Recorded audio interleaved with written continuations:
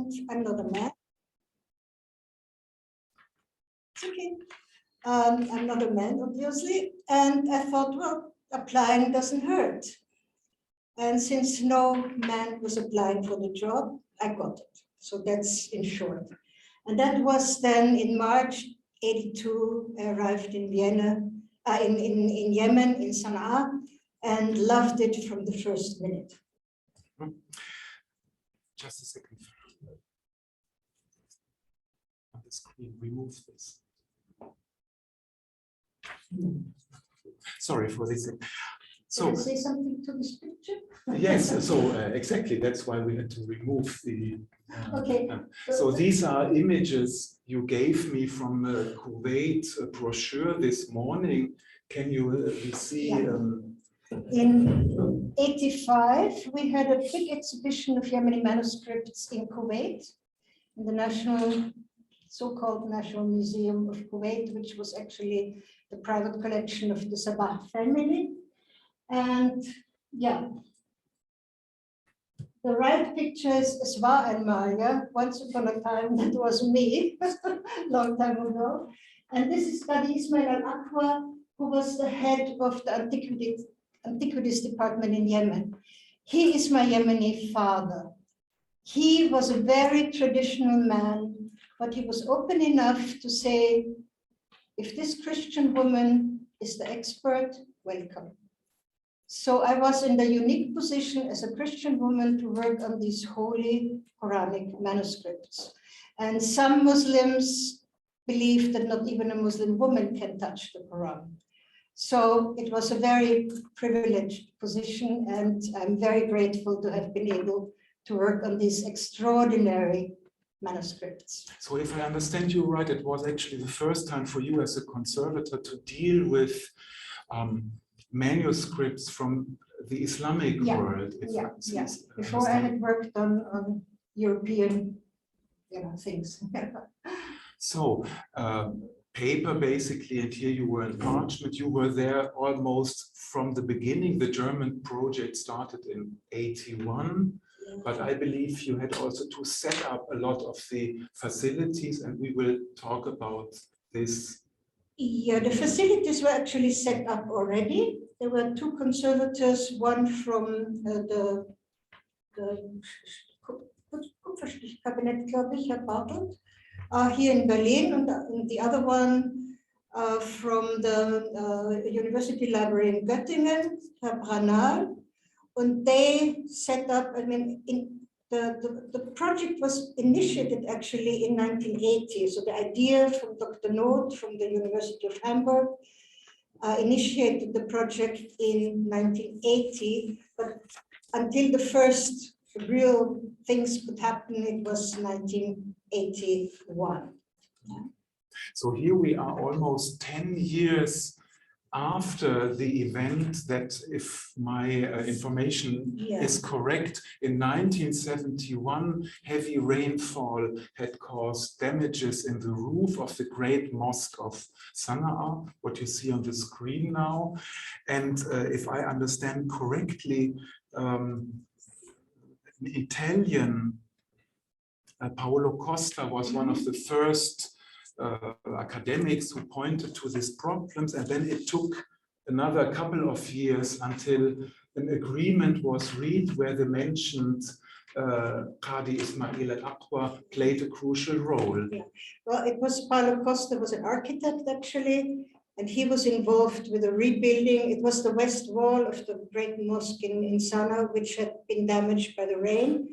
And in that process, one found about a space approximately 70 centimeters high between the ceiling and the roof of the mosque, and filled with manuscripts, mostly in very bad shape, single leaves stuck together through moisture, damaged by insects, by moisture, so not in good shape.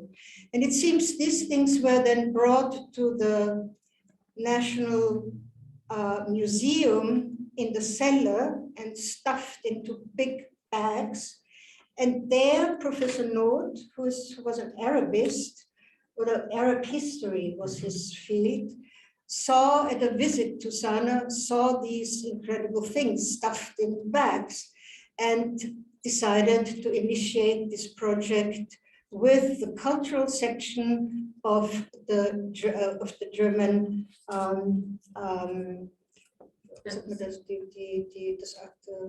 Archaeological Institute. No, not the Archaeological Institute. The embassy? Not the embassy. Goethe Institute. DAAD. Nein. The official cultural section of the foreign ministry. Which is based in the embassy. Die Kulturabteilung des Auswärtigen Amtes auf Deutsch. Yeah. So that was, and with them he could establish this very expensive, it was for a long time the most expensive cultural project, cultural section sponsored, so to speak. So perhaps we take this as a for a small contribution by Thomas Eich, because I've called this Dramatis Personae, and this list is less than complete. Based Thomas Eich during in 2017 and 18, if I'm not mistaken, has collected documents in archives of the Foreign Office and of other institutions. He met a couple of people involved in the Sanaa project, and he has published, next one, a small article in the Festschrift, in the Jubilee volume of the University of Hamburg, where Albrecht Noth was professor, and administratively the German Sanaa project was led by Professor Albrecht Noth. So I would like to ask Professor Thomas Eich, to perhaps give us an idea about the administrative stages and the history of the German Yemen project. So I hope we can switch now to Thomas. Thomas, I don't see you on the screen, but I hope we can fix this. I'm getting a sign that it is on the way. If you need if you want to share your screen, I think we can arrange that. If not, just the virtual floor is yours. Thank you for joining us. Thank you everybody. And I'm not sure, like I can see myself on my screen, so maybe it should be feasible. If I can support in any way, I'm more than happy to do this. For me, it's quite exciting, honestly, to see, of course, Ursula Dreibholz, also to see, or now that it's switched off, but at Maktabat al-Jamia al-Kabir bi-Sanaa, like I've been working with these documents, but I was never there, so it's quite exciting. I don't know what I shall say, like. Thomas, basically, you have published a small article about the history of the German project, published in German. We have an English version already, which will appear in one of our coming volumes. But still, you were looking at it, if I may say so, as an outsider. I mean, you're a professor of Islamic studies. You are not in Quranic manuscript studies so much. You had access to important documents in the archives of the Foreign Office. You have met the main people, Gerd Rüdiger Puin, Graf von Bothmer, and many others. How would you describe the genesis of this important German project that was also financially and technically very problematic? Yeah, the genesis of the project stretches over the 1970s, and Ursula Dreibholz has wonderfully pointed out, like it's very important to know that there was a new part of the foreign ministry at that time, which was a new way of thinking about how to do foreign politics, which is to finance projects in the cultural sphere, broadly termed. Like in the 1960s, this would have been unthinkable, and it was a new thing and was created in the early 1970s. So this is where one has to see this when it comes to the side of the foreign ministry. It was a new thing. At that time, it was not the very first project that the foreign ministry financed. However, as Ursula Dreibholz also pointed out, it became one of the most expensive, and it is very clear in the sources that the foreign ministry had not intended it like that from the start. And congratulations go out, especially to Kadi Ismail Al-Aqwa and to everybody else who was involved in the project, that they were so successful in securing the funding for the project for such an extended period against all odds. That was a very, very difficult procedure, and one can see it in the sources time and again. So that was in the 1970s. And one other thing I learned as a complete outsider to the field of restoration studies is it was also a new thing for restoration studies at that time to try to do something like that. Ursula Dreibholz mentioned the finances, the expenses for the restoration for the workshop, which was a very quite substantial sum that they made the German side pay and invest there. And the structure or the layout of that workshop was based on just one other workshop that Mr. Branal, the chief restorator, had been designing just previously at Bremen. So it was not for restoration studies, it was also a new thing to do that. And of course, to do that in entirely different circumstances. It's obvious it's a different thing if you run such a workshop in Bremen or at Sanaa. And this is where Ursula Dreibholz can tell you probably for hours and hours of all the differences that come up once you try to do the same thing in Sanaa that has been working in Bremen, and it doesn't work the same way. You are referring to Bremen, or is it Göttingen? I'm sorry to ask. No, the workshop was in Bremen, but the restorator, Mr. Branal, was in Göttingen. Yeah. Well, we will talk about some details of restoration. Also today, conservator of manuscripts, Mrs. Hanke, is part of our on-site event here, because we are discussing at the moment with Yemen authorities to continue in a certain way and to do some kind of follow-up and to prepare a kind of follow-up system, which will not be a big subject for this session. Anyhow, you may have noticed that we have a guest from Yemen among the guests on the screen. I welcome here Ali Adaulat, who is the second secretary of the Maktaba Sharqiyya, as it was labeled in your time, Ursula. It is labeled today Maktabat al-Jami' al-Kabir.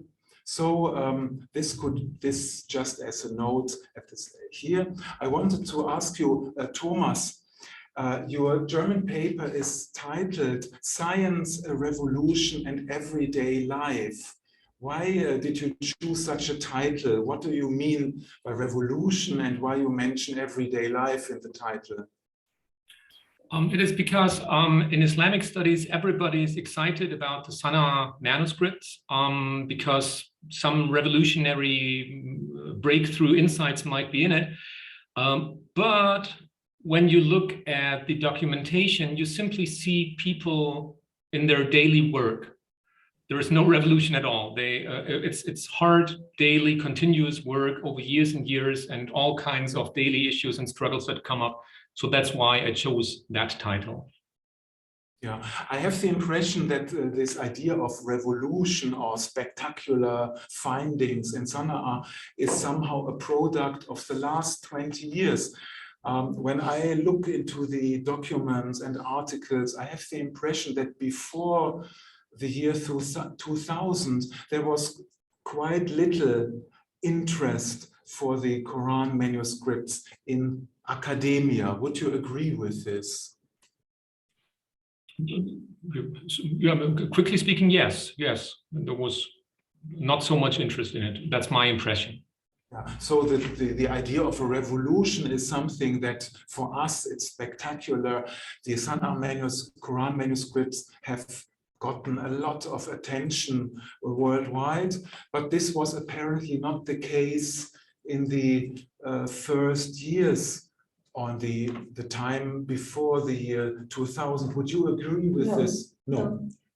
There was quite some international interest, and for example, when I was at Princeton University in America, they were very interested to get access to the microfilms, but the Germans didn't allow them. Aha. So there was a demand. There was interest from several sides, and this is just one example. Yeah.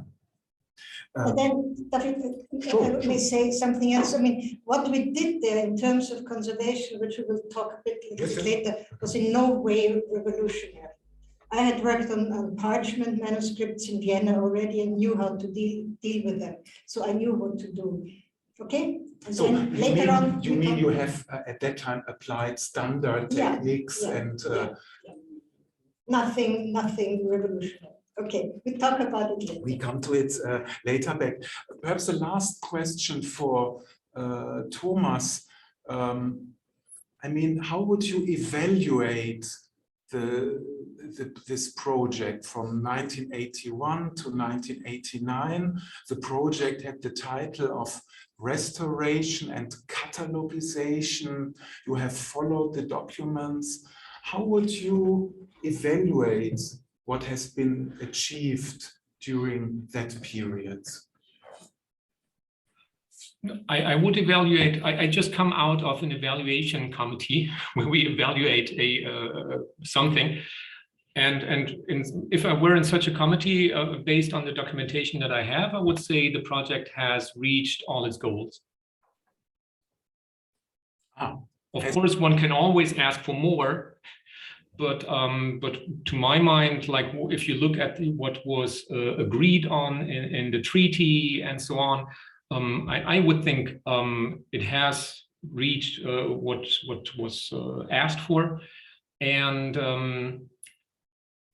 it did so against really difficult odds, and it's really a remarkable result that people have achieved, especially Ursula Dreibholz, who was the person who worked there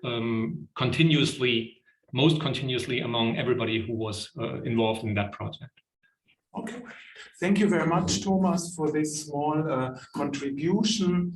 To those who are interested in your paper, we can help. Just let us know by the Corpus Coranicum email. We can provide you with access to this important document, albeit in German language, but perhaps soon the English version will come out.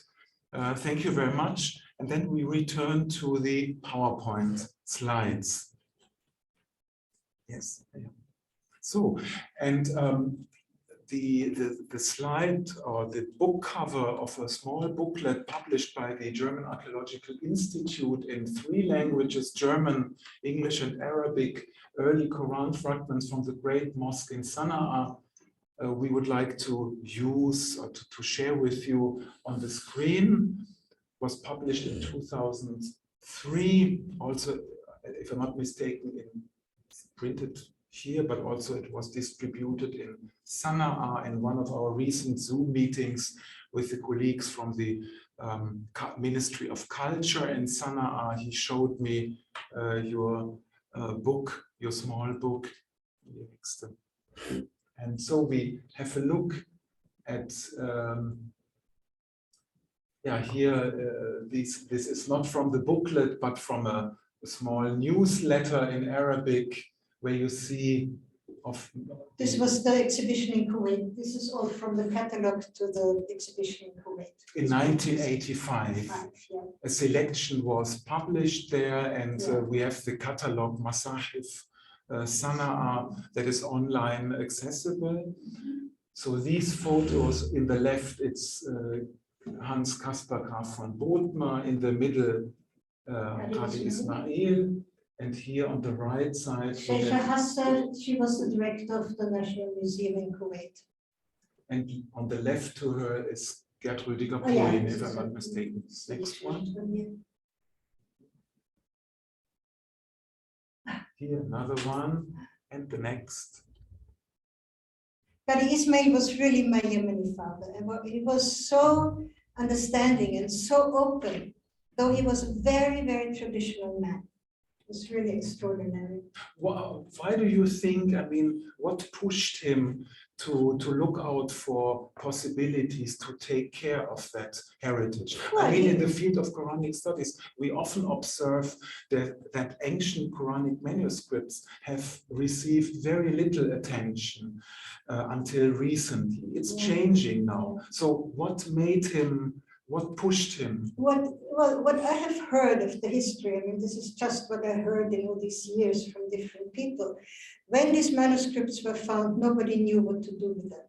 They were recognized as old Quranic manuscripts, but as I said, it seems some have disappeared. Some people took some because they always appear in Sotheby's or Christie's catalogs. And the others were put into big bags and they were stored in the cellar of the National Museum because they didn't know what to do with them.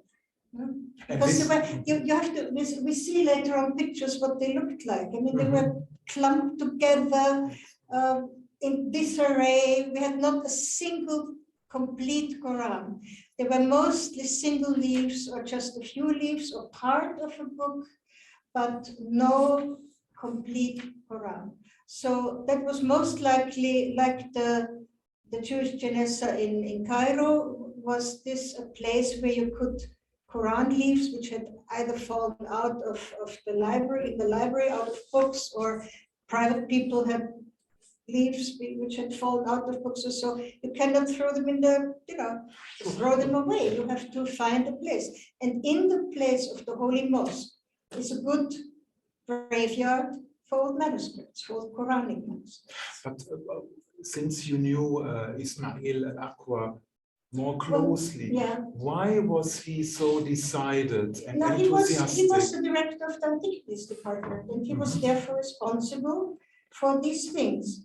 And when then Professor Noth came at the time still at the university in Bonn, yes, only later on he went to Hamburg, and recognized that these were incredible. This was an incredible find, and he had the feeling something had to be done with these. And it was the idea of Professor Noth to do this, this project.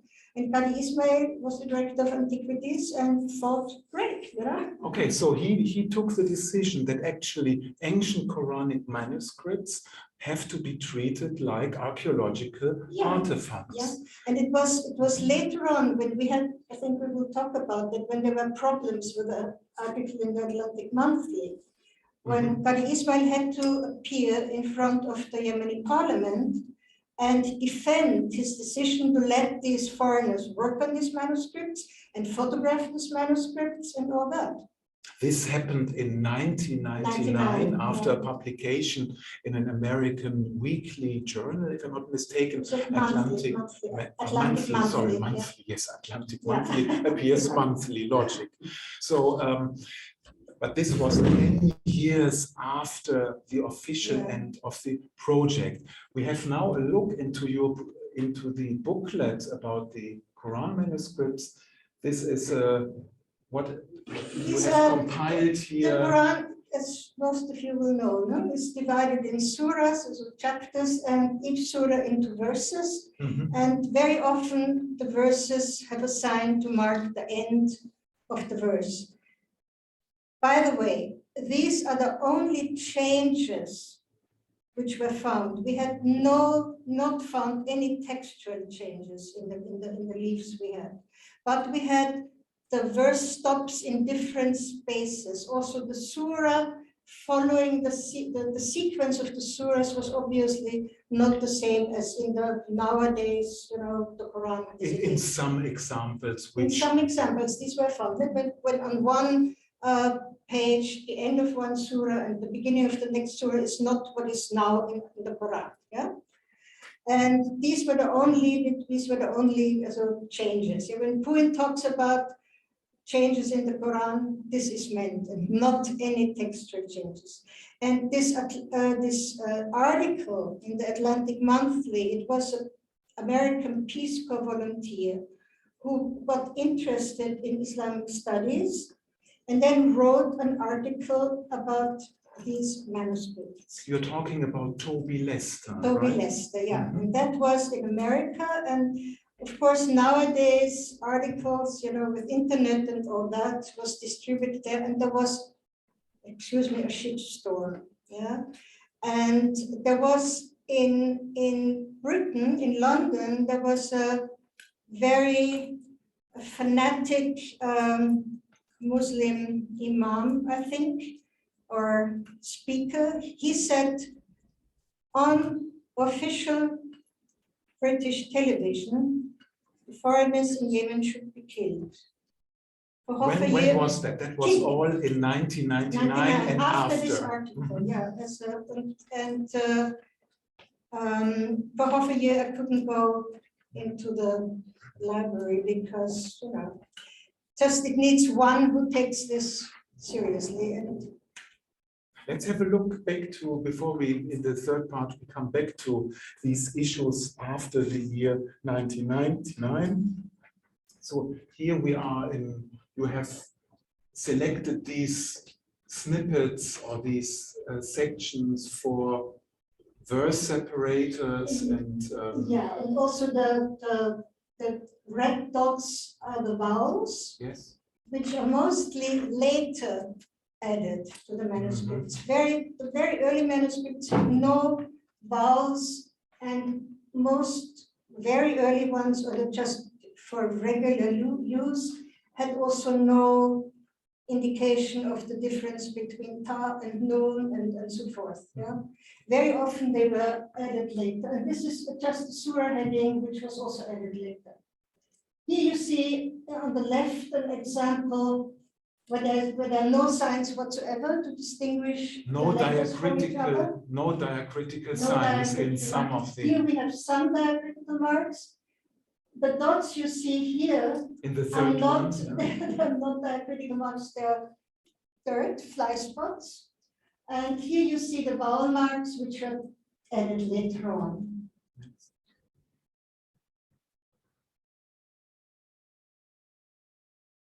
These are in Hijazi script quite ancient. The very early ones, they're as big as that in general. Yeah, high format. Not later, we have horizontal format. The early ones were mostly high format and not really calligraphy yet. Yeah, the script is, it's all right, but the very early, and also the how many lines on a page, that varies. In these early ones between, I don't know, 18 and 25 or so. So there's no regularity. The Hijazi styles are not to compare it with what is With labeled Kufi, where you have already a calligraphic, a more developed calligraphic dimension behind it. Next one.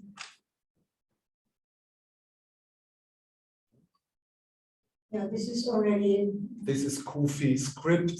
I mean, we in Corpus Coranicum database we use the term Kufi. There's also the opinion that the term is a bit difficult. We are using it. If there's time, we can discuss the pro and cons later. So here we have two beautiful examples of Kufi script. But also look at the skill of this writer. It's all written by hand. Yeah, there's no ruler, to make these straight lines.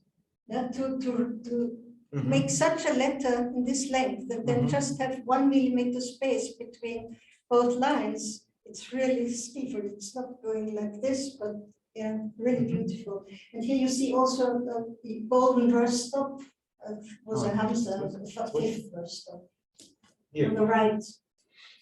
Yeah, this is a five verse. Next one. This is just a comparison. A 10 real piece is about the size of a €2 coin. And you see the script very small. Tiny, tiny Qurans. Yes. And these are different verse stops again. Decades, Already in the right? verse stop, the number of the verse is written in the stop. And here on the bottom, you can see which letters. Next one. This is just for the single verse stops in the early Qurans. Very simple, just with ink. Cluster of dots. Yeah. And later on, then gold and rosettes in gold. The five verses cluster mark. Yes. These are the five. Yes. Before it was just one, all for the single verse. That's the letter Ha, Yeah. I think. Yeah, it's for Hamza is for fifth verse. He, Ha. the letter Ha in the Ha. abjads, A, B, C, D, E, Yeah. abjads. Yeah. So this is the. And it develops then the Ha, which one can see here, is develops then in just a teardrop. Again with gold and these are surah divisions. Very early, often the end of the surah was left free, with space between the next surah, or just the end of the line, and later on was filled in with decoration. And one sees that because the decoration is obviously painted over the letters.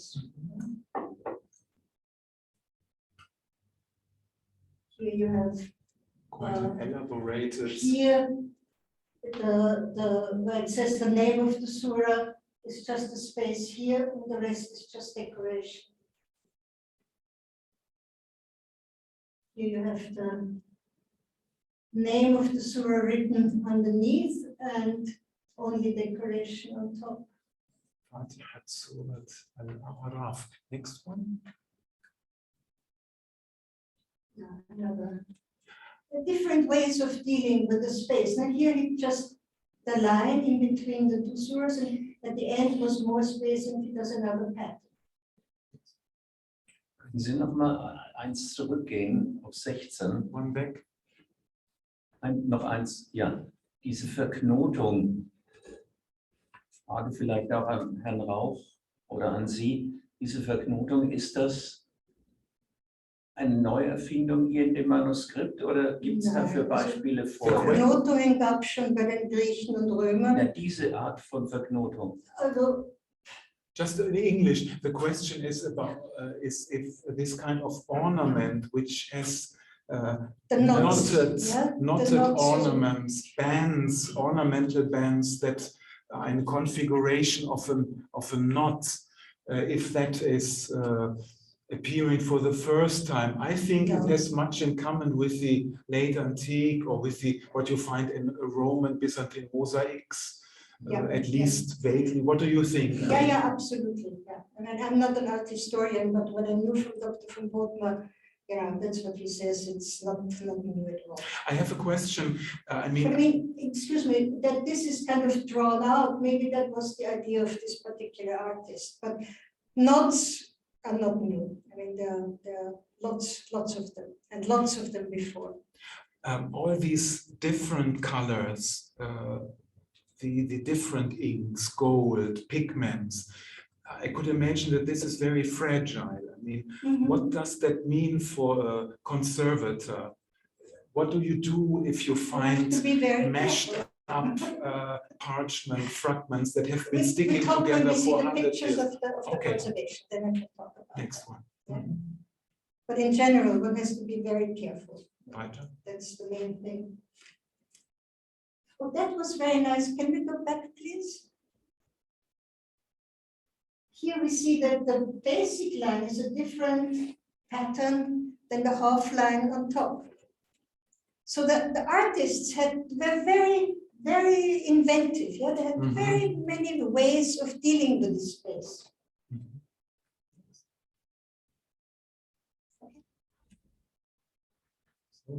Yeah, this is an example which has disappeared, which I have noticed.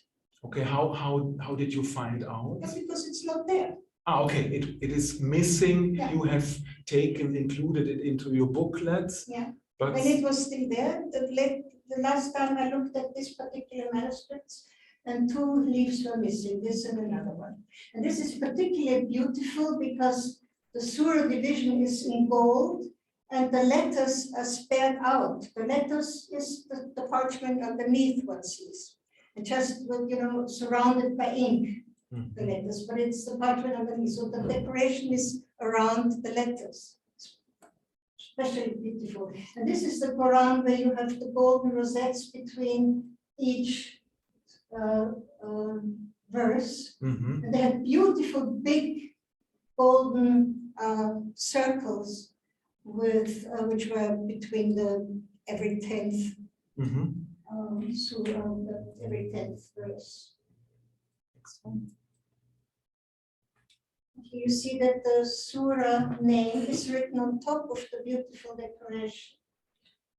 If somebody makes such an intricate pattern, he doesn't say, okay, I make the pattern and the other guy writes on top. If he had known that there was a name for the surah, he would have included it. And this is the Quran where we then also will see the unique mosque pictures, which Dr. von Budmer thinks is Umayyad, so very early. And that at that time, the surah names were not really known yet. Or at least they were divergent from what we have today. And there was a larger range. No, the name has been written on top of the decoration. When he did the decoration, he had no idea what the name was. Otherwise, he would have included it. Or maybe he didn't want to write it. No, I don't think so. If he had known the name of the surah, he would have included it, as we have seen in other examples. Yeah? If there was a name of the surah, he would have included it. Okay. Just a technical information. Those who are present ask. Dr. Daum has asked a question. Those who are on the screen, you may write questions. I'm not sure if we can take care of every question, but in case you have, and Tobias, could you check in the chat if there's a question emerging, and then you just tell me, Irene Fellmann, please. Yeah, you said that the red dots are vowels. Or did I misunderstand that? In general, they are vowels, I was told. Yes, yes. Yes, yes. Because they don't differentiate between the different vowels. It's just a red dot. No, later on we had red and green, and the green ones are for this and the red ones for that. And then especially in the North African later Qurans, we had also yellow and so that would blue. That would be the sign. And they would mean different, you know, letters. But in the beginning, it was just red and was used for all of them. Because they also appear in places where you wouldn't expect a vowel. Yeah, that was noticed too by people who can read that. I cannot read that. I can only look at the script and at the decoration and take care that it not disappears. I mean, once I was on vacation and I come back and one of my Yemeni colleagues was washing away the ink. And I said, what are you doing? He said, well, we know it anyway. So he was washing away the red dots. No, he washing away the ink of the script too. Okay. Yeah, I mean, it doesn't go away so quickly, but you can wash away pretty much. No, but you know that they disappear, that they appear in different parts of the script. That there are different opinions, what is right and what is wrong. I have heard too. Yeah.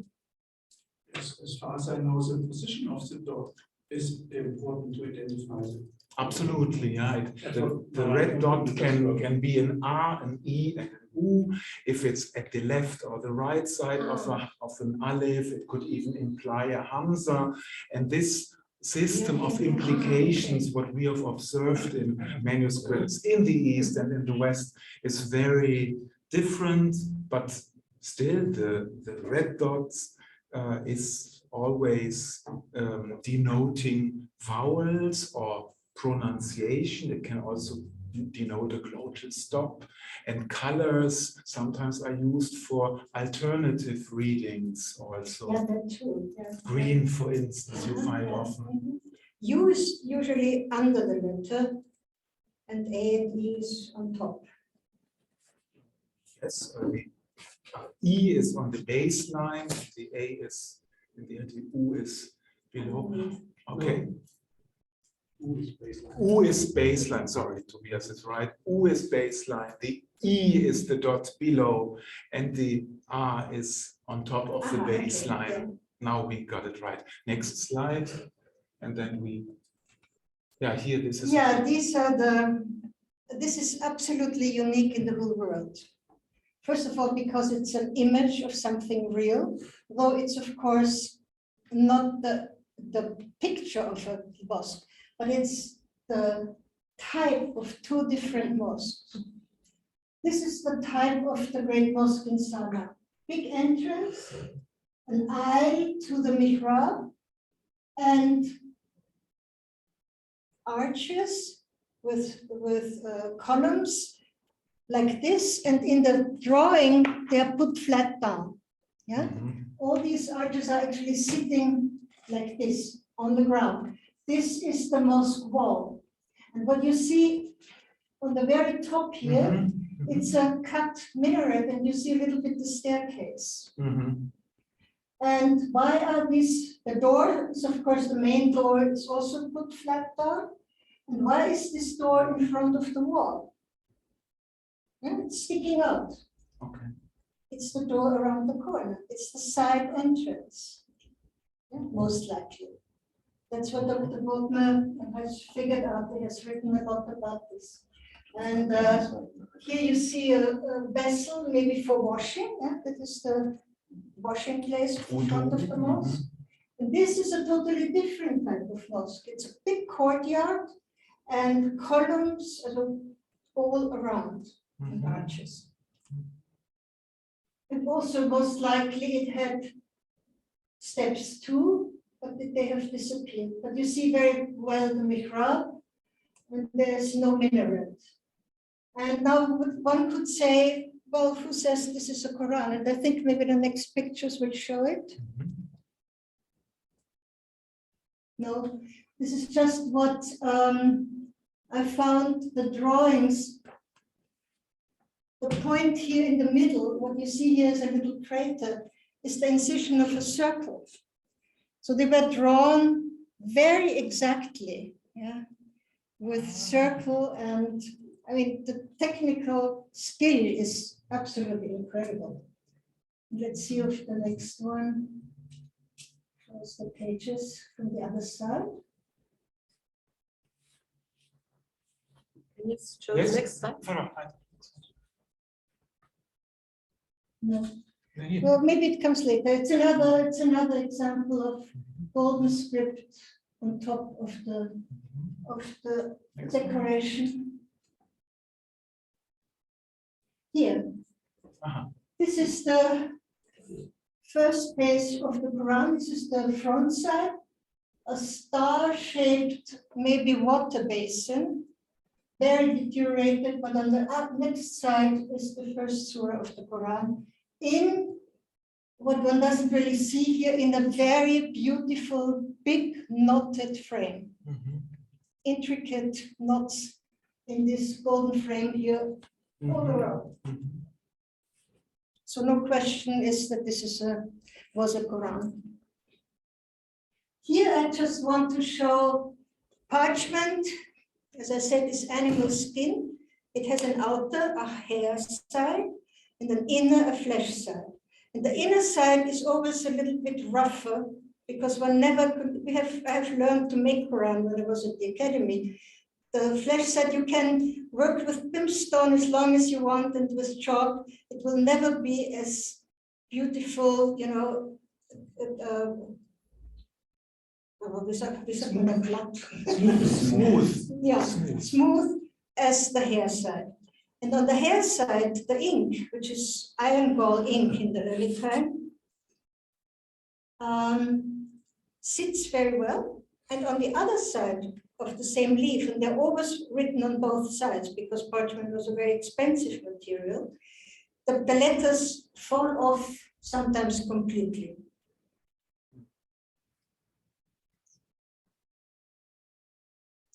This is just a picture of the reed pens.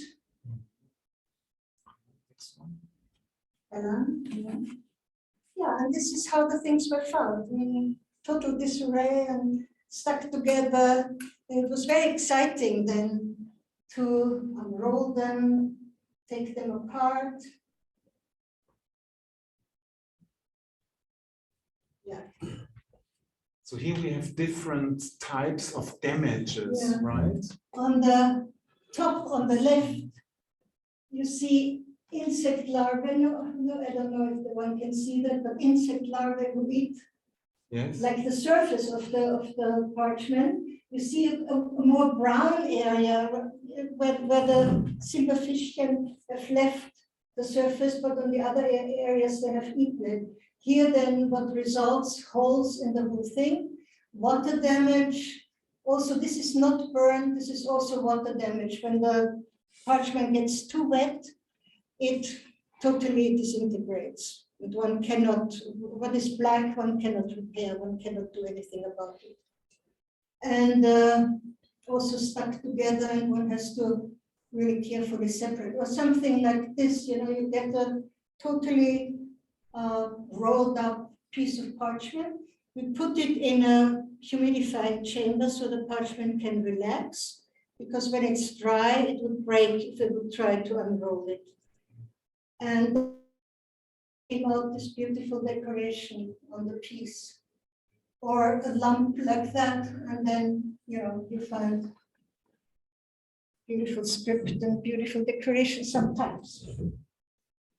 And these, all these steps to treat these, okay, parchment stuck together, you could proceed in Sanaa, in the.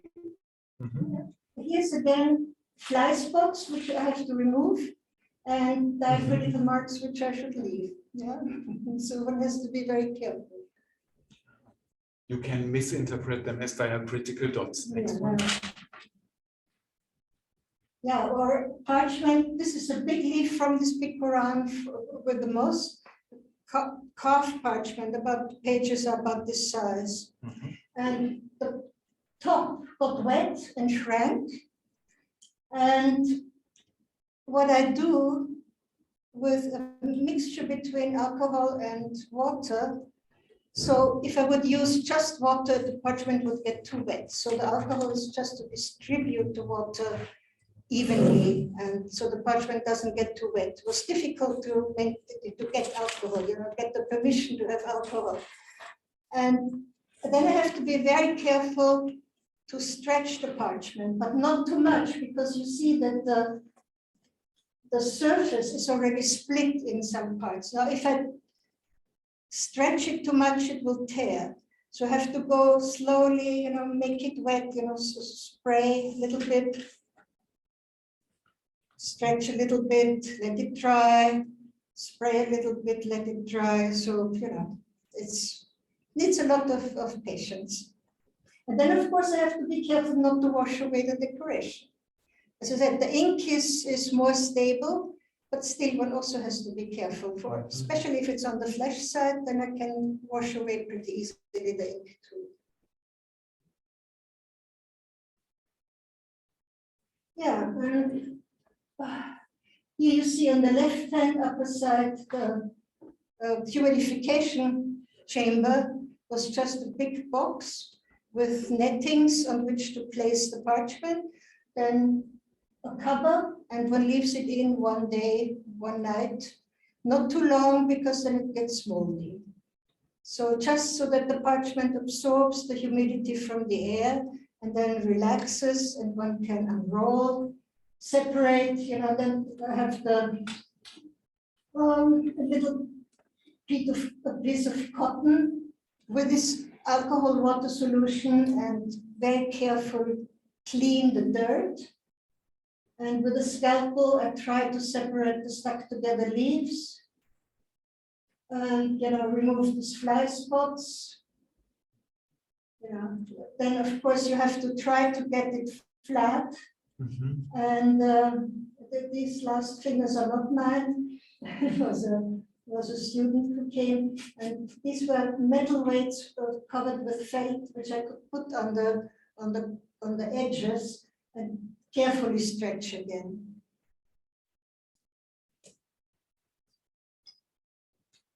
And here you see the already clean part and the dirt which could be removed on the other side. Very small copy. Yeah, very small. Tiny letters. Thanks. Compared to the pencil.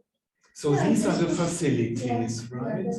They were already all there when I came, so that was there. And this was, I mean, this laboratory was created in By the- 81, 82. Yeah, 80, In 80 yeah, already. 80, mainly the things of 80, 81. Uh-huh.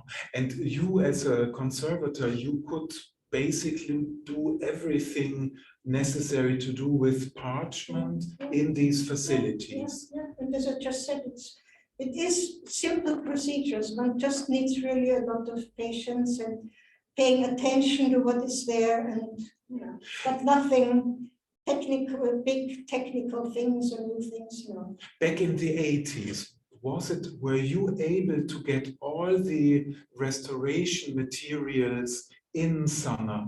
Or Yeah, well- were there things you had to import? Well, of course, several things have to be important, like the paper on which is a waxed paper, so it has a smooth surface, so the things are not sticking to it. Yeah, the moist letters are not sticking. But if I put the weight on it, yeah, if I put it on a normal piece of paper, the ink would transfer to the paper. So we needed waxed paper so the ink would not stick, or other things, but nothing incredible. These kind of things, or leather if we used for I don't know, there was there, or some a meshed synthetic fabric which was also used, so the things would not stick together if you had to put weight on it. I guess also there are certain liquids are needed. No, to only proceed. water and alcohol. Water and alcohol, Yeah, and and I that's don't it. know really where the alcohol came from, but it was first difficult to get. Okay. Of course, but we did get it. I think it could be ethanol. Ethanol. Just regular alcohol. And Okay. I don't know, we got it from, I don't know, I think some The from some hospitals firm would who also had have to that. import it anyway Yes. for other reasons or something. For disinfection, for instance, Whatever, I hospitals. don't remember. Were these, I mean, it's basically one room, which I imagine in the basically one size room. of the room where we are No. now. Twice this, well, Smaller. Yeah, no, not smaller, narrower but longer. Okay, so basically it's a room of 7 meters and More than 7, maybe 10 meters. square. By- It's by, I a don't know, large room. 5 Okay, or so. was it I mean, do you had climatization, air conditioning? No.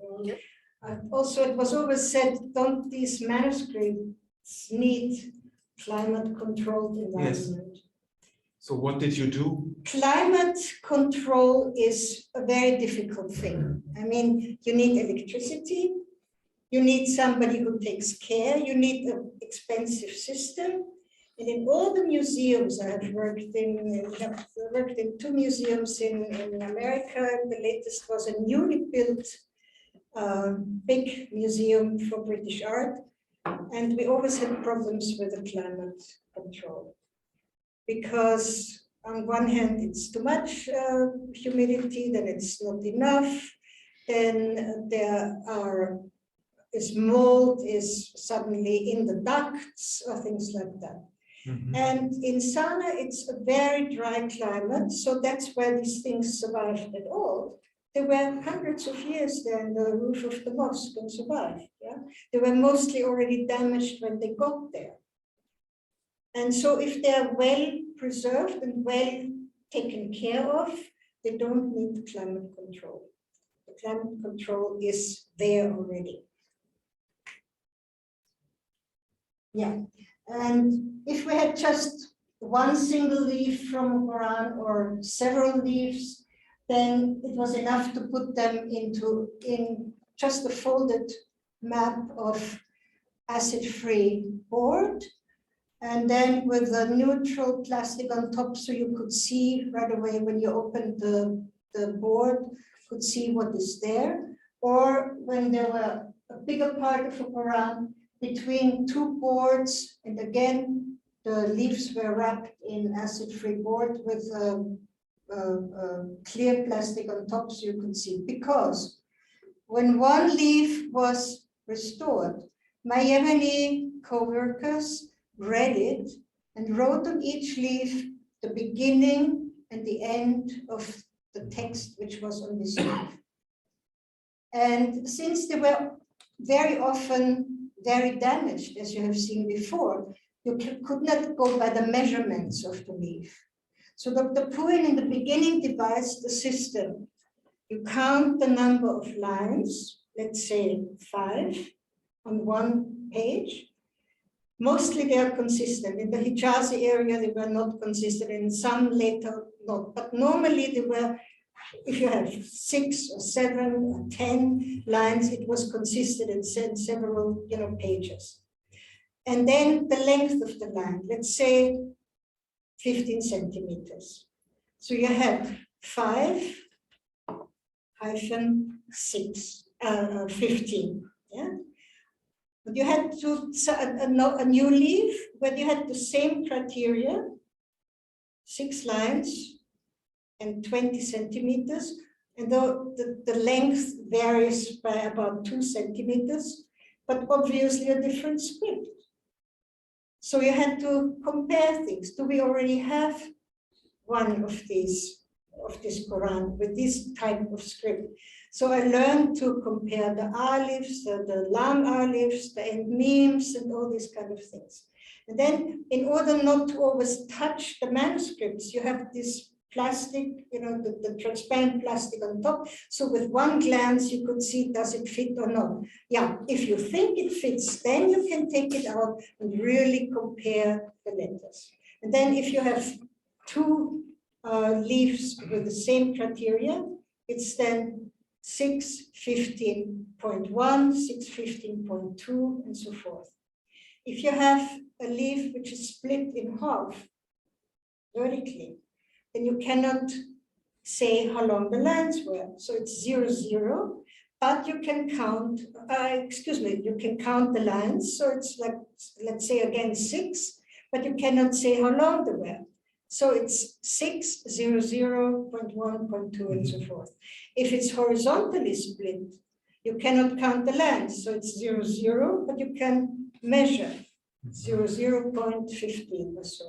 Okay. And if you just have a corner, from a leaf, just a corner where you cannot count how many lines and how long they were, it's 0, 0, -0, 0. So, and this sophisticated, I call it Puin system of shelf mark numbers enhanced your work of playing this puzzle game and reunifying fragments that had initially belonged together, right? Yeah. So it was I was there with the Germans, Dr. Puin first and then Dr. Bodmer, and when the very expensive project should have finished, but was then extended for another 3 years, I was allowed to stay there, but the director by then, Dr. von Bodmer, was allowed to come twice a year.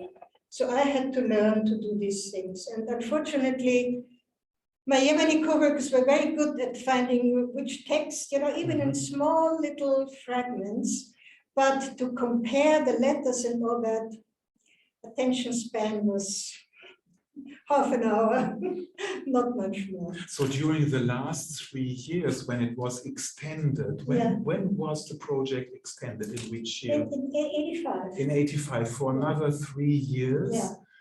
And Graf von Bodmer was, so to say, the director. Actually, 86 it was extended. 86? For 3 years I could stay on this. So he was responsible, and he would come every twice a year. And to microfilm and to look if everything was arranged, to do his own research, and things like that. And how many Yemenites collaborators had you in the premises? It varied. We had in the beginning, even before my time, one Yemeni was selected to be sent to Germany to learn with Branal in Göttingen. And he was in Germany, I think, for 3 years, and he was in Göttingen, and then I think also in the Bayerische Staatsbibliothek and somewhere else. So he learned really restoration here in Germany, and then he came back. And he was one of your main assistants, collaborators. And then we had, the other people changed. They were just students of archaeology. They were sent by the antiquities department and you know, had no particular skills or no particular, you know, outlook. But they were all very nice. Wenn da Fragen sind, sagst Bescheid. Okay. Another question out of interest: how would you communicate with the people there in English? As I must say, I still don't speak Arabic. I never had the time or really the will to learn it because it's a very difficult language and there are so many other things to do. And Sanaa was not only the capital, it was only the capital of all the aid missions, of all the embassies, of all the cultural activities. The French, the Maison Française, and the Brits had their own things, the Deutsche House, you know, the Dutch, I mean, the Japanese brought a Knoll play once to Yemen. There were artists coming, or the other specialists, archaeologists, for example, who worked in Yemen, then they gave lectures. And there were not 200 people, but 20 or 50 or 10 people sitting there, and one could talk to the people. So it was the cultural life was really incredible. It was very varied and really beautiful. And you would do this in English, basically? Yeah, okay. English, German, French, yeah, I mean, that's what I did, yeah. And with my co-workers, one can communicate, you know, one can talk with hand and feet. For instance, here, what I see on this slide now are these paper boxes. I know them from libraries here, so I guess these you made them yourself. Yeah, they had to learn how to do the boxes. I mean, really cutting the boards to fit together, you know, to put it here and here and here.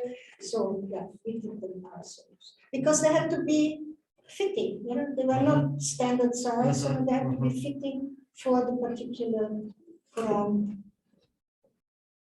punch.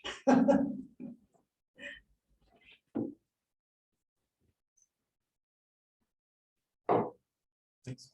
Yeah, and then they were just in metal cases, which were cheaply available. I think they were not even, I don't know if the Germans paid for them or the Yemenis, I don't remember. Later on, they were put into big, very stable, very heavy, safe, you know, big safes. So what we basically see here is for each call number, each shelf mark, we have one small either a folder or a box. Okay, thanks. And then you could, I mean, orange was the label for the just general size, then pink was for the big sizes, and I think yellow was for the boxes. So you could see right away from the label, you know, if there was a note or, yeah. So then one of the big events during the project was this Kuwait exhibition that we have mentioned, Masahif Sanaa. Was this the only exhibition outside of Yemen? No. There was, for example, in Munich, the big exhibition in '87. There were lots of them of the leaves. Also the mosque leaves, for example. In Milano, in Paris, in Vienna. Yeah, in Paris there was something. In Vienna, I don't know if there were any manuscripts. Milano, I don't know. I'm not sure, but I mean, a very, very big exhibition was '78 in Munich, but it was also of not only manuscripts, but everything. antique Yemen until today. In the Arab world, in neighboring countries of Yemen, in Egypt, in the Maghreb, in Arabia, there was no exhibition made like the one in Kuwait, which is basically due to Sheikh Hausa, if I'm not... Yeah, but they wanted some of the manuscripts. And did they receive them? No. So Ismail could also deny it. But I mean, when we talked about this, when there was talk about this exhibition in Kuwait, some people said the Yemenis will never see their manuscripts again. Is that true? I mean, no. Everything returned from Kuwait. Yeah, but I mean, the husband of Sheikh Hausa, he was there, and this and very nice. Apparently, the Yemenites were stronger. But Qadi Ismail was very, the husband of Sheikh Hausa wanted to take us all back in his private jet, and Qadi Ismail said, no, I have to stay and buy books and things like that, and so it was all, Thanks. So here we see it's basically your article in the catalog that is easily available, Masahif Sanaa, in the internet on the Islamic Manuscripts website. You can find a PDF. Next one. Yeah, we see just some images, basically those that we have seen already. Next one. Pictures you've already seen. Yeah, here now we are talking about what has happened more than 10 years after the official end of the mission, when Toby Lester published in the Atlantic Monthly an article, What is the Quran?, where the focus was very much of to the Sanaa manuscript. Now, how did that affect your work? Yeah, as I said, for half a year I couldn't go because this Hamza al-Masri in London had said foreigners should be killed. But the problem, I think, was that Dr. Bruin was always talking about variations of the Quran. As I said, there were no textual variations at all. Maybe there had been some and they had disappeared. We don't know. But when I was there, and also before, from the beginning on, there were the variations were in the setting of the verse stops, in the sequence of the surahs. But because there was this word, variations, there was this shitstorm. And even for some fundamentalists and Christians were allowed to work there and all that. But was this also reflected in the opinions of your surrounding in Sanaa? How about your colleagues in Sanaa? Were they hostile to you? No, never. So it seems this whole wave of came from outside. It was especially from American, fundamentalists or other fundamentalists. But actually it never arrived in Yemen, if I'm not mistaken. No, it was not. Maybe nowadays, maybe I would not be allowed to work there. But now people have gotten much more influenced by Saudi Arabia. Saudi Arabia really has missionary activities there. And in every village you come already, you have these Saudi mosques with a pencil-like minarets. And they send out preachers. I mean, once I was with a Yemeni friend and another friend. We were walking in the mountains, and it was Friday prayer time, and it was by the loudspeakers transmitted what this person who was just there, this Saudi preacher, was saying. And my Yemeni friend was just shaking his head, and I said, "What?" He said, "It's incredible what they're saying." I said, "Well, what are they saying?" There was talk about paradise. Rivers of milk and wine, it seems, were okay. But then all kind of things, but then also the women get something in paradise. Not only the men get these houris, this beautiful woman. The women get a 40-meter tall man. I said, "You must have misheard something." He said, "No, this is the traditional height of Adam." The tradition? height, Hey, size, yes. yeah, of Adam. Adam. So women get the 40-meter tall man. It wasn't that do all the women get one, or does every woman get the 40-meter tall?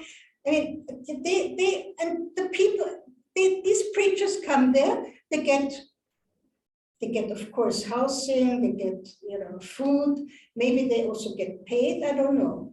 Maybe not from the Yemenis because they're sent by Saudi. But then they transmit things like that. But these are, you are referring to Yemenite preachers trained outside of the country? These are, mostly not Yemenite. They come from Saudi.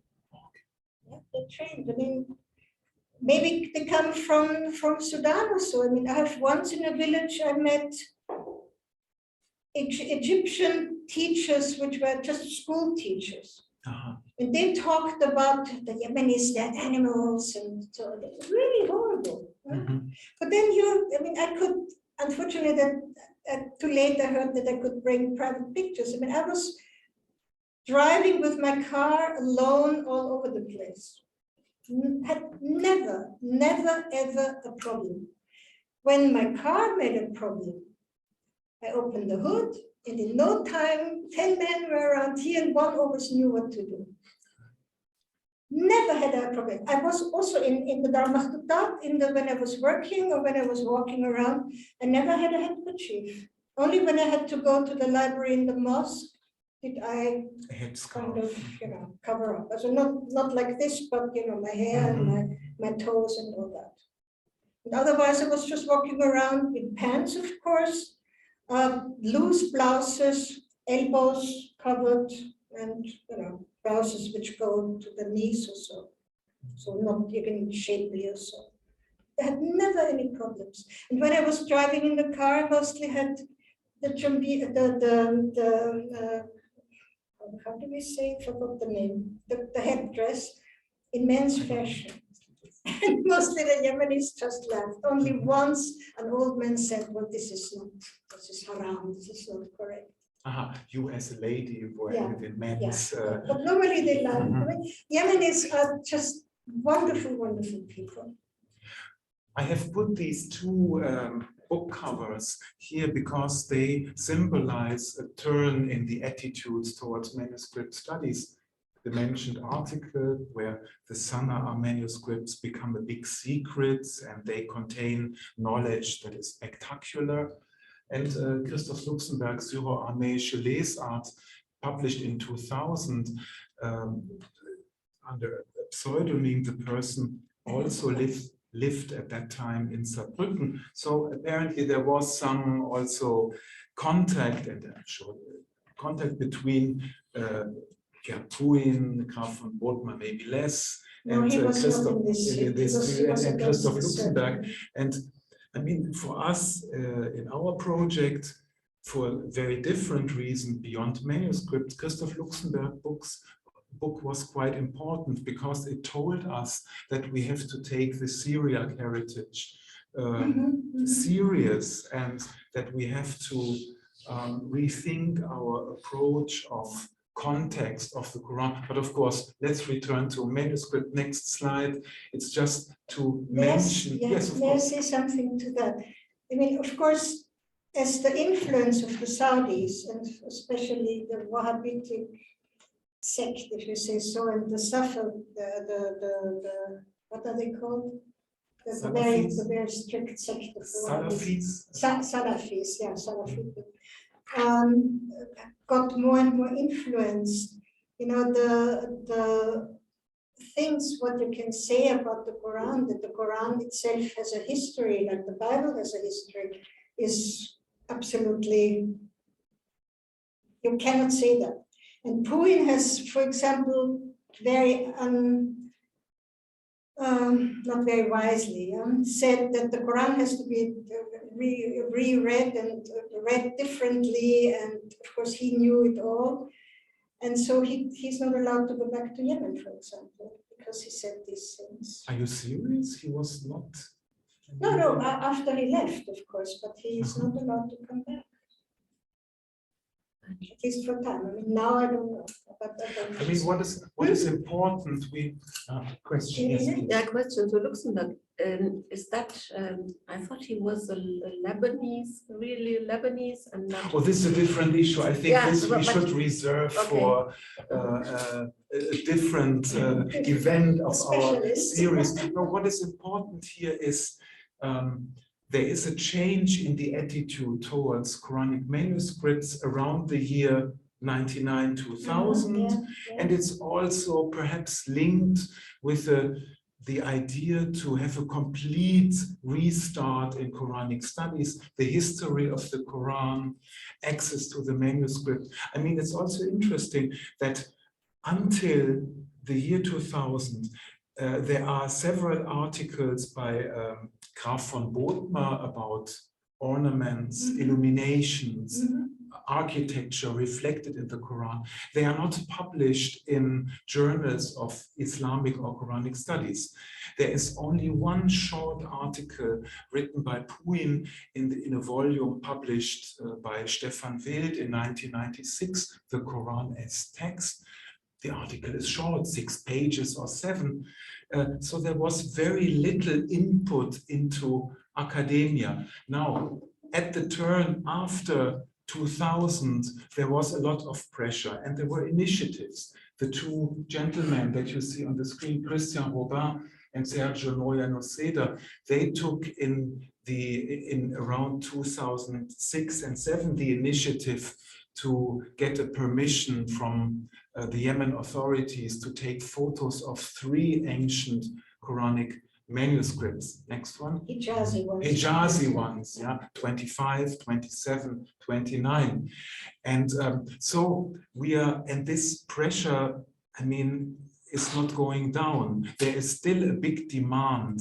And when I asked Thomas Eich about the evaluation, I would agree it was a very successful project because it fulfilled apparently what we know, the aspect of restoration, of preservation. Would be interesting to understand how things are today a bit more in detail.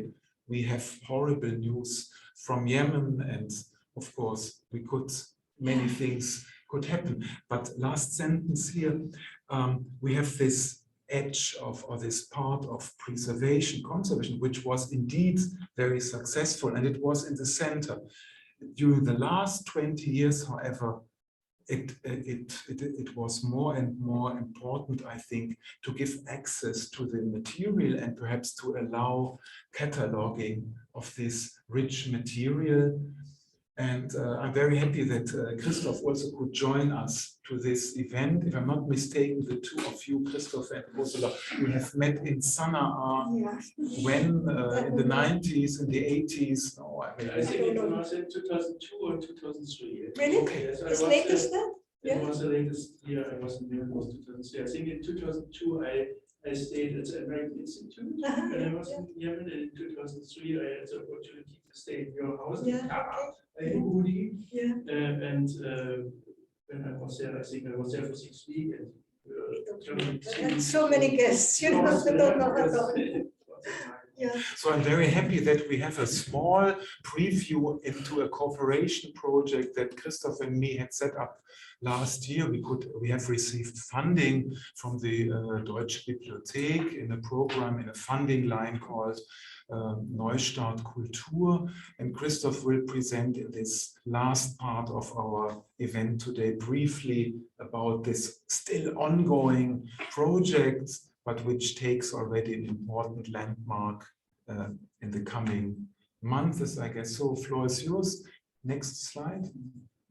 Yeah, this is a quick story. I think it's a very good coincidence, as Michael already told, is there is still a great interest in the material. It's Quranic manuscript fragments from Sanaa. And so I was very happy that Dr. Graf von Bothmer offered the State Library the material, the microfilms. And I knew him since 2003. I think after one of my trips to Yemen in my previous life, when I was doing some research in Yemen, I visited Wien and Potsdam and Saarbrücken and enjoyed their hospitality. And later, when I started to work at the Berlin State Library, I continued contact with him because Potsdam sometimes came to the library and consulted manuscript, and so we had a coffee and chat a bit. And so once he called me and asked me if I were interested to that he hands over the material of the microfilms and his photographic, his own photographic personal archive to the library. So I traveled to Saarbrücken 2 times in the year 2019, I think, and took the material to the State Library. And here you see it's a quite heterogeneous set of material. There are the microfilms, 42 microfilms. There are more than 3,000 35mm slides, also slides from a medium-sized photographic camera. And what is also important is that there are a lot of paper drafts of research done from what he did not publish yet. And it was also a very good coincidence that in Berlin there was a Corpus Coranicum project of the Berlin Academy. And so because we were aware of the need to do something with this material, because we did not want to just store the microfilms, because it is also a conservation aspect. So you have to digitize the material, because microfilms also do not become better if you use them. So it's also for microfilms, not only for parchment, there is a conservational aspect. And so together with M.Marx, we prepared a small project, and then there was this good situation that there was this funding line of the Federal Commissioner for Art and Culture in Germany to face the effects of Corona, and we applied for this, and we had the possibility to have this small grant. But the problem was that this grant, maybe the next slide, please. The problem was that the funding had to be spent in the year 21, so there was not much time, and but it was possible to hire three persons. I'm happy to meet them here again, Frau Fach and Herr Karamsat and Tobias Jocham, and they did a really great work because it was an ambitious task to do the cataloging of all the material within half a year. So of course, a basement, they could consult the material done by the project in Sanaa. So the cataloging system for Dreibholz already mentioned, and so but they entered all the information from the documentation from the project, and additionally they checked all the beginnings and the ends of the fragments, and so they did a lot of work to add all this information to our database Calamos. And the digitization of the material was done partly in-house, so the microfilms were scanned in-house, and the slides, the color slides, were done outside in a company. And so the project ended officially, but we still need some months to complete the work and to continue with the workflow to present all the images and the metadata online. So maybe the next slide, please. And so the first step is to make the material accessible in the digital collection of the State Library in summer 22, and also to provide some metadata in our new portal Calamos. So we have a big project here in Berlin to create a unique catalog for Oriental manuscripts in German collection, and the launch of this database will be at the 28th of June this year, and hopefully this will also be the date where we can present at least a part or maybe all of the digitized Sanaa. So Calamos is a portal connecting libraries in Germany, different Oriental collections, right? Yes, the Kalamos is a project, Orient Digital. Kalamos is a result of this project, was founded, started in 2020 with the aim to convert the data from the old printed catalogs like Albert, Hersch, and Aumer, and also from the printed catalogs of other smaller and bigger libraries in Germany, and to bring all this data together in one database. And it is also the aim to add all the information from the KUHD project, because there was a huge cataloging project in Germany that will be completed by the end of this year. And we will take all the data also in this new Kalamos portal. Yeah.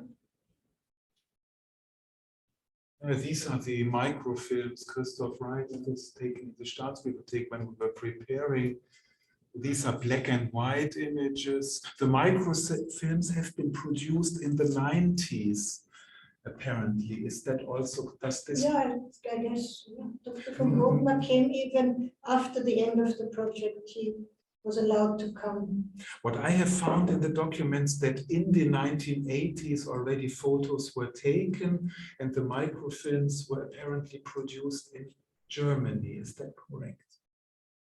And then copies produced, I mean. Yeah, I guess so, because I don't think in some. And then Yemen received a small number of copies, and one copy was given to the University of Saarbrücken, the one that is now kept in the Staatsbibliothek zu Berlin.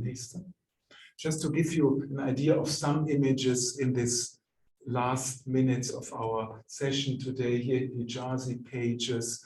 The predominant part, the predominant part, of course, are Kufic pages like this. There are thousands. The total of call numbers is 900, around 930. I think it must be much more, because I think even at the end of the project, we had more than 900 numbers. And I think there have been more. And what is important is we have this additional fascinating photo color material taken by Hans-Caspar Graf von Bodmer. What you see here, it has also been digitized. Next.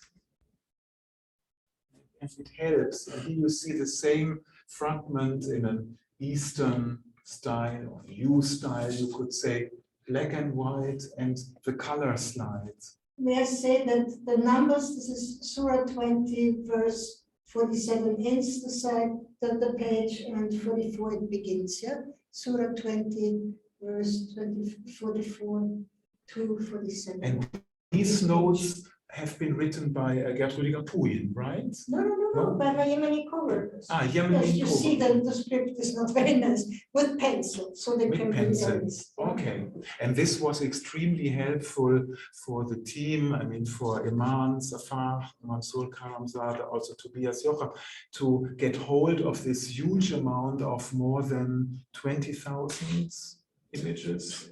12,000 folia. Okay, which makes 24,000 images of 12,000 folia. This is apparently what is on these microfilms. Next.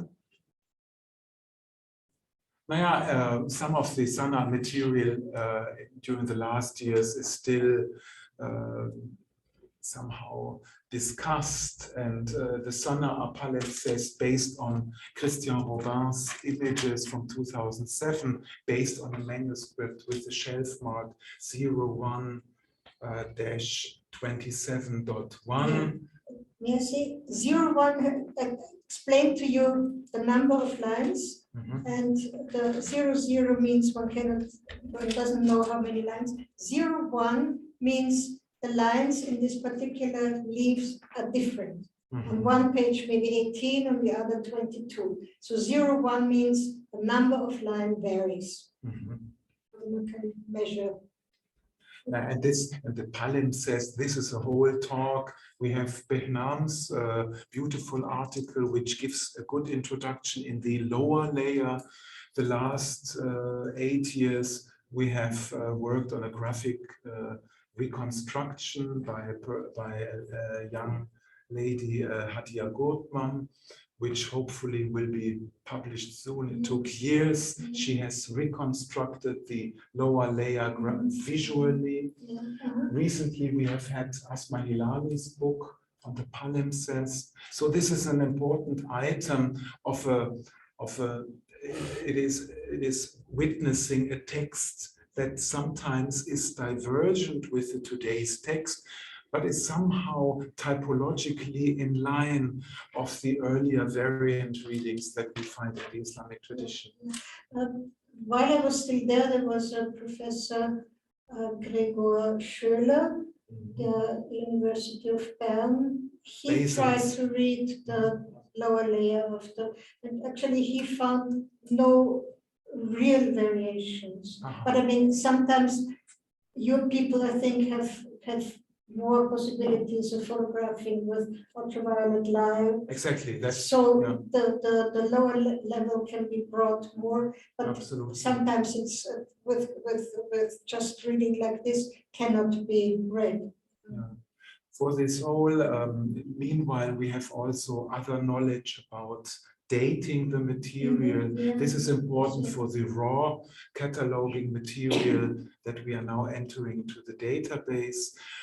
It was common sense, or you still find this, that Hijazi manuscripts somehow are started, and it's said they belong after 700. We know now that we have very early witnesses that are dated scientifically to the 7th century, as this manuscript from Tübingen, which we dated a couple of years ago together with Tobias Jocham. Next one. Of course, this is a problematic technique, which most librarians are not in favor of, since they have to protect their material. We do the opposite when we cut out small samples.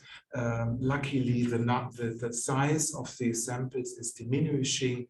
At the moment, it is less than half a square centimeter that already can provide decent results. But no mistake, the picture to the right is a sample I took in Leiden.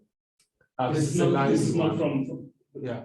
Yeah, this is Linden one. On the left side, we have the famous palimpsest. The results are published in an article by Tobias and me in 2019. Next.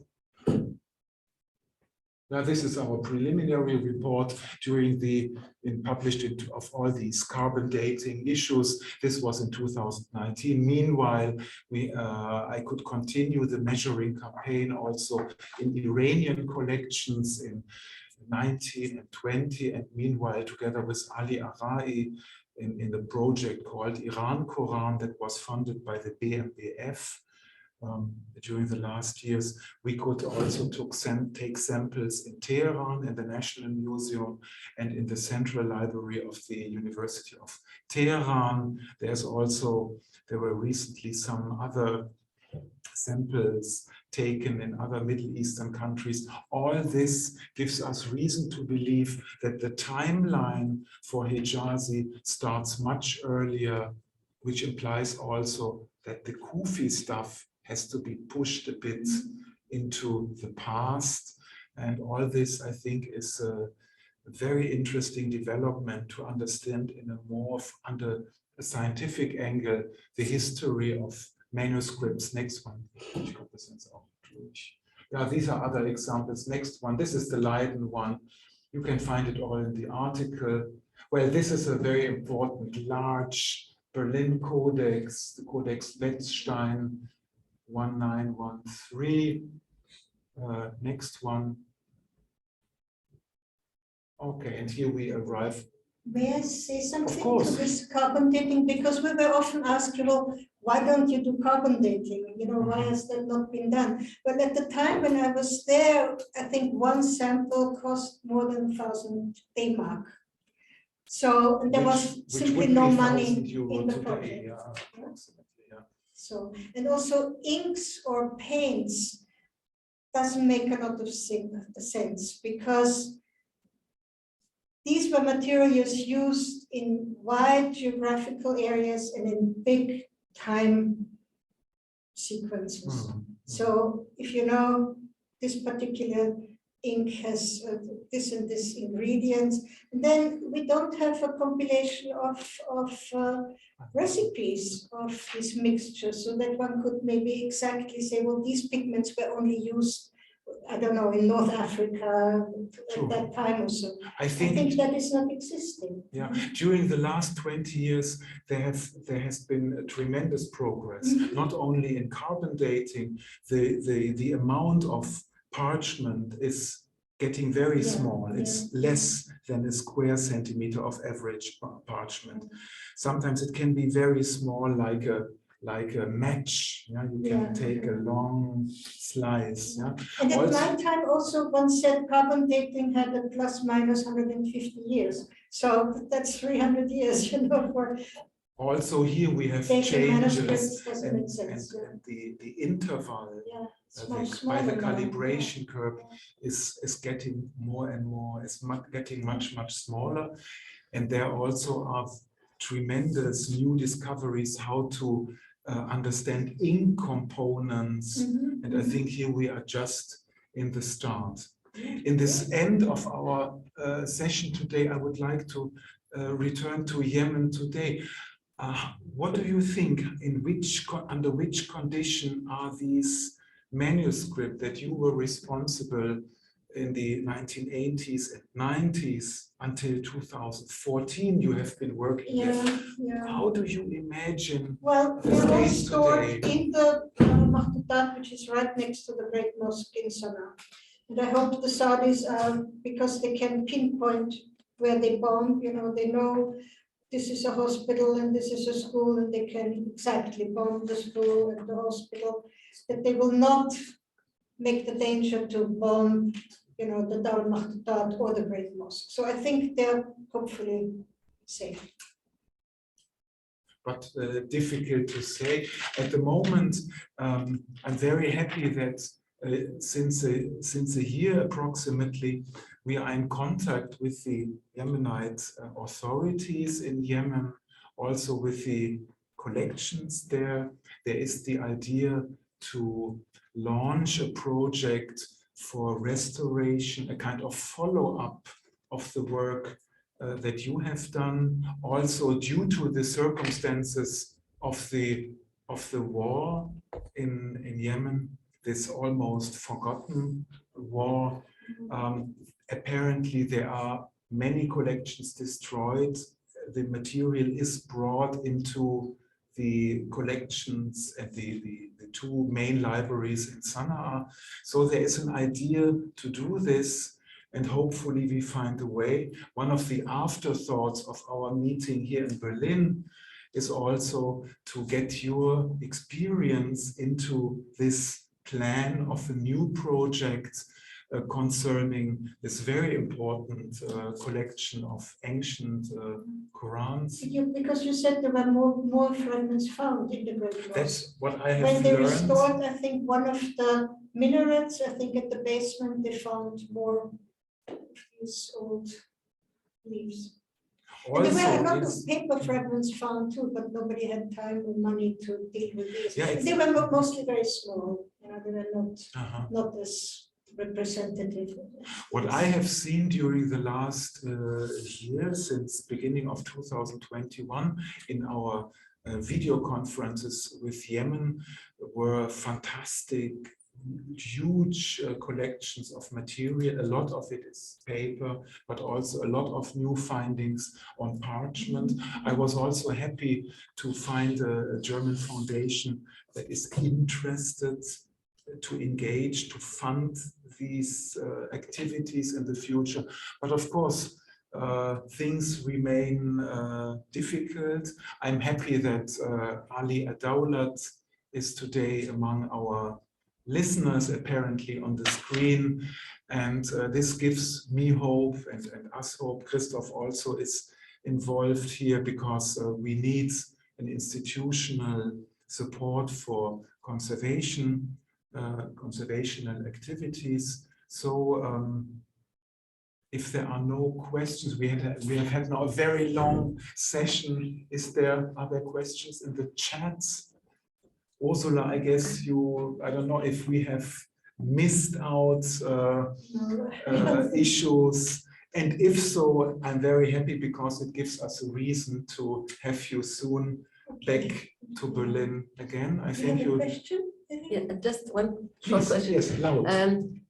Are there other material like hadith or juridical texts, or just very, very few? We had, I think, some small fragments of a mathematical text. I think there were, I mean, samples like this size of Jewish fragments, very few. And I think some maybe hadith or something like that, but very few. I mean, it was actually almost all Quran. From the collection as I worked in, what they found in 71 in the mosque. I was amazed to see among the images one papyrus fragment. Yeah, it also, I mean, very small one. Very small. But it's quite a novelty because there is no recorded papyrus from Yemen. I'm going to publish it soon. Well, maybe it came from Egypt. Maybe, yes. But there are no papyrus plants in Yemen, that's for sure. So apart from parchment Qurans, very few other material that you have been working with. I mean, who says, I mean, the Qurans which were found, they can be written all over the Arab area, because Qurans were brought with people from here to there. They were gifts, they were state gifts sometimes, beautiful ones, who knows, Or a cousin, brings a Quran and leaves it there, or dies there. And, of course, manuscripts can travel. It was also amazing to see Maghrebi script style in the Sanaa collections. A lot of new style that looked a bit like the new style that we have seen in Iran or Iraq. So manuscripts can easily travel, that's true. And this is also a big problem when people think about regional differences, because these are transportable objects, to be honest. I have one small question. Could you maybe give us a rough number of how many remains of bindings could you find amongst those signatures? Yeah, there were, I don't know the number. I mean, we kept them because we were waiting that this Yemeni who was selected to study conservation in Germany, that he would be putting his interest into the bindings, but then he got married to a Südtirolerin in Italy, and he now lives for many years already in Italy and works for churches and mosques and cloisters and and that. It has no problem whatsoever. And this person was one of the conservators. He was the first one who studied in Germany conservation. He was the first one who was by the Germans selected to study in Germany. Then he came back and he worked in it. And then, unfortunately, there was always with paying and things, and then he drifted more and more into being a tour guide. And then, he met this South Tyrolean woman and has been living in South Tyrol ever since. And that was in the 90s at some point.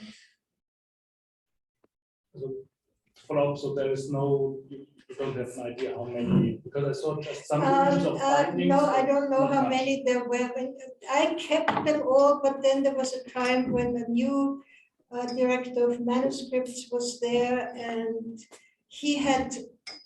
we wanted to really study the bindings, but because of various difficulties, I was not always there.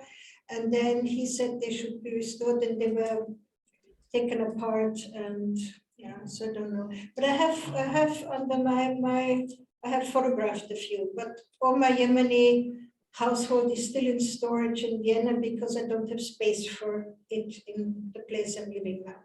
And I hope once I get access, I can find these slides and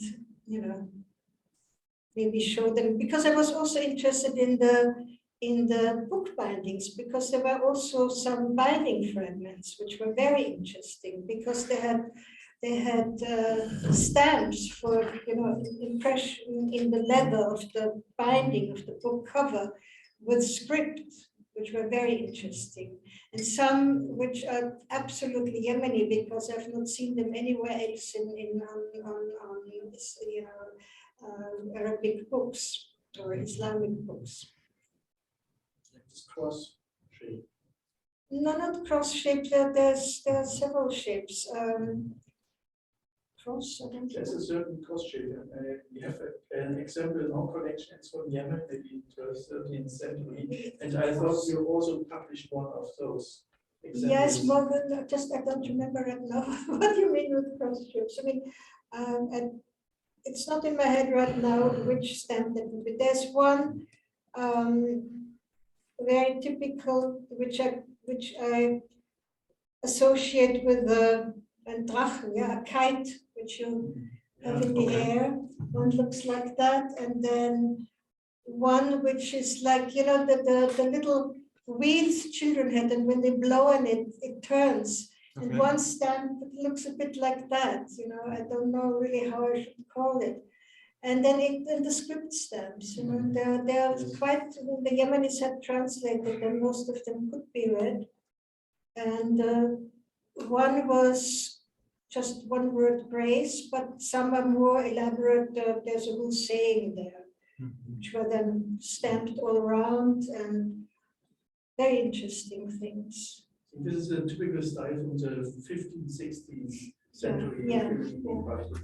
Especially this kite form, what you Yeah, mentioned, that is used to fill corners. Yeah, exactly. And also little ornaments. There's a lot of. Yeah. It's put together. I mean, I learned bookbinding when I went to the academy, so we had to do the stamping and all that, so I know how this is made. We also learned how to make parchments, so I made a parchment, for example. Well, Any other question? Michael, before you stop, let me say hello to everybody and to your guest, to Ursula. Okay. You know each other. Yeah, hello, Ursula. Just to say hello, yeah. Schön. Warst du dabei bei der ganzen Session? Ja, ja, ich war dabei die ganze Zeit. Oh. And I mean, I have seen, you have shown me the whole material in Sanaa, and I mean, I enjoyed seeing that, and you're explaining for the whole pieces, and so it's nice to hear again about them. Yeah, it's nice to hear your voice. Yeah. Okay. So. Thank you. Bitte. And Michael, do you need something from Ali Dawla? You said, I mean, I'm ready to help if you need any. I'm not sure if I think I had the impression not for today. I'm sure that there will be other occasions. Okay. But just I asked if, anyway, I can help. Yes. With translation. I don't see any question coming from Ali's side, but I'm quite sure that there will be other occasions when we organize our ongoing project under very difficult circumstances also. I mean, it is not without reason that you have left Yemen, right? It was not a decision that was easy for you. No, I wanted to stay in Yemen. I wanted to die there, but then came the war. And so I had to leave just in time before they started bombing Sanaa.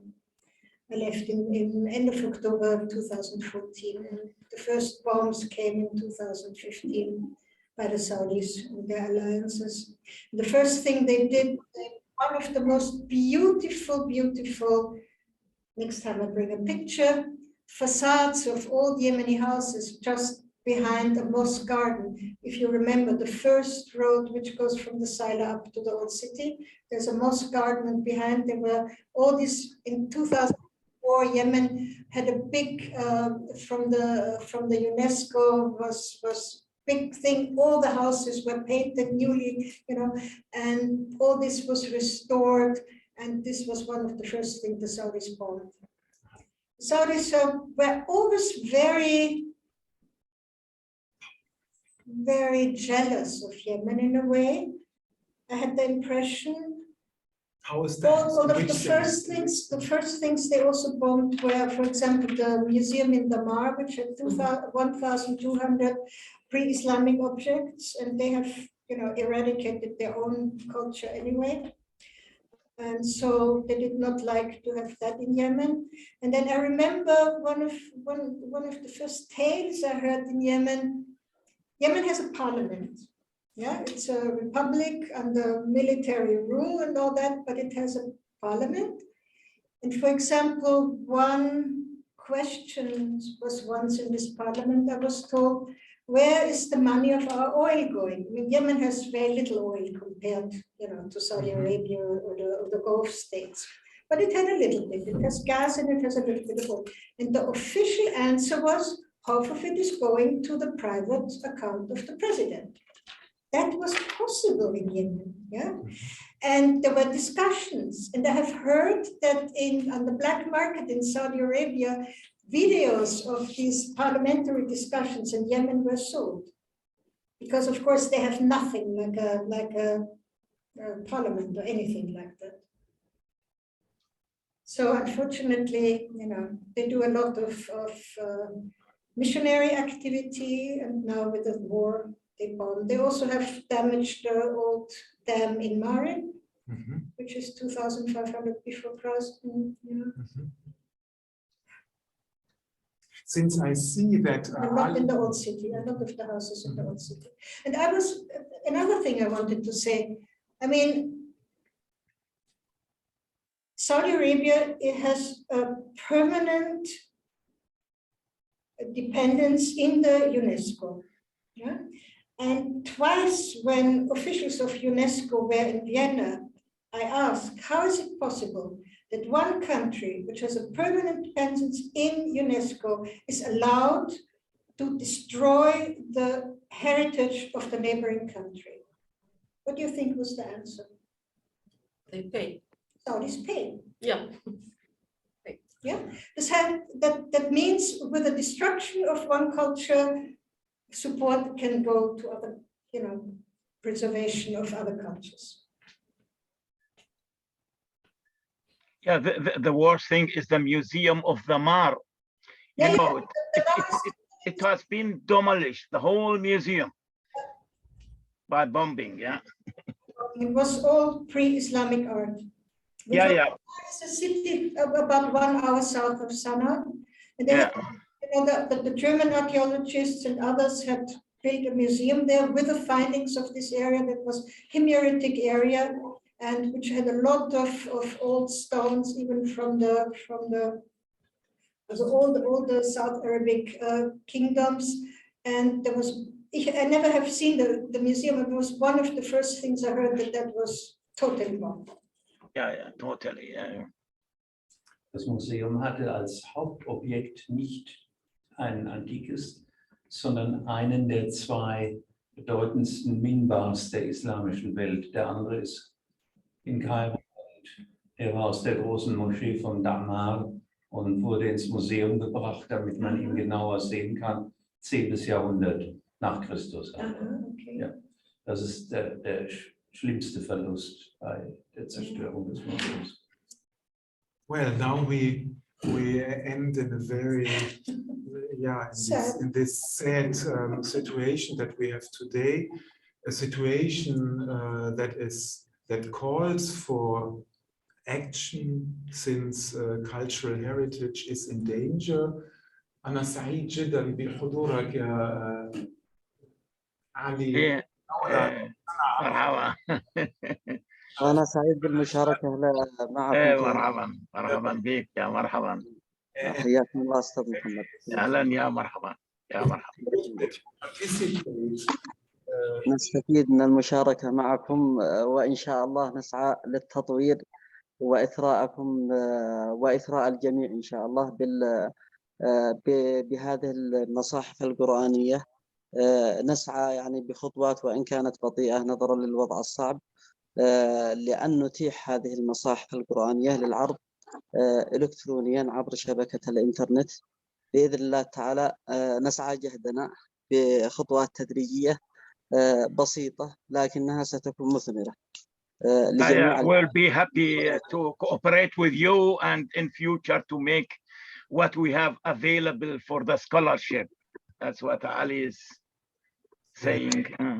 So I think شكرا لكم علي لحضورك خلال هذا الجلسة الطويلة، وأنا أعتقد ومطمئن بأن هذا الجلسة ليس الجلسة الأخيرة. Next time, as you said, Ursula, and I think there are many reasons where we can continue our activities. In this session also is present one of the conservators working with the State Library. So we have a small team here, and we hope that we in some way can find a way to continue the work that the German mission has started, but the work that was carried out by you, Ursula, and I thank you very much for being with us here. I'm sure we have not touched every important issue, but I'm also happy. This gives us reason to continue the next time here in Berlin and with other people in this video conference.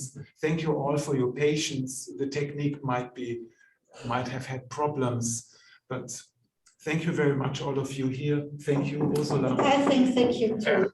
Very short, decision to come, but thank you very much. I've been very honored. Goodbye, everybody. Goodbye. Okay. Bye, Mohammed. يلا. اللقاء. إلى اللقاء، مع السلامة. هذا قلبها.